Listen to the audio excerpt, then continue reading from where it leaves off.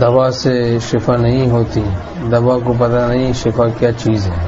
شفا اللہ کی مشیت سے ہوتی ہے، پیسوں سے مسئلہ حل نہیں ہوتا، اللہ کی مشیت سے مسئلہ حل ہوتا ہے۔ بس تدبیر میں انہماک نہ ہو اور دعاؤں میں اللہ کی یاد میں انہماک ہو، خوب رجوع اللہ کا اہتمام ہو، اللہ کی طرف رجوع رہیں ہم لوگ۔ ہمارے حضرت والا رحمۃ اللہ علیہ نے فرمایا جو اولیاء اللہ ہوتے ہیں کوئی نہ کوئی بات ان کے ساتھ اکثر ایسی رہتی ہے، کوئی درد رہتا ہے کسی بھی قسم کا، مطلب کوئی جسمانی درد ہے، کوئی ذرا سی کوئی بات ایسی رہے گی جس سے وہ درد اس کو درد آشنا رکھتا ہے، یعنی اللہ تعالیٰ کے ساتھ محبت میں وہ درد اضافہ کرتا رہتا ہے، تو ان کی جو مصیبت پیش آ جاتی ہے اولیاء اللہ کو وہ بھی رحمت بن جاتی ہے۔ کوئی نہ کوئی تھوڑی معمولی کوئی بات ایسی ان کے ساتھ رہتی ہے، اکثر جو عذاب نہیں ہے بلکہ وہ رحمت ہے،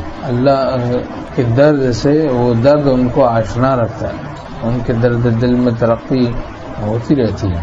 کوئی بیماری آ گئی، کبھی کوئی بات پیش آ گئی، تو اللہ کی طرف رجوع رہے تو ایک مصیبت بھی رحمت بن جاتی ہے، رجوع اللہ سے مصیبت رحمت بن جاتی ہے۔ اور حکیم الامت مولانا اشرف علی صاحب تھانوی رحمۃ اللہ علیہ فرماتے ہیں امید ثواب بہت طاقتور چیز ہے روحانی اعتبار سے، اس میں بہت قوت پوشیدہ ہے۔ امید ثواب، بس یہ مسلمانوں کو نصیب ہے، امید ثواب کی امید ہے، اجر کی امید ہے۔ کوئی مصیبت آ جائے اب اجر کی امید ہے، اب اس سے دل میں طاقت قوت آ جاتی ہے، مصیبت کو برداشت کرنے کی طاقت اور قوت پیدا ہو جاتی ہے امید اجر سے، امید ثواب سے۔ یہ بہت طاقتور چیز ہے۔ تو کیسی کیسی طاقتیں پوشیدہ ہیں سبحان اللہ دین میں، کیسی کیسی نعمتیں پوشیدہ ہیں۔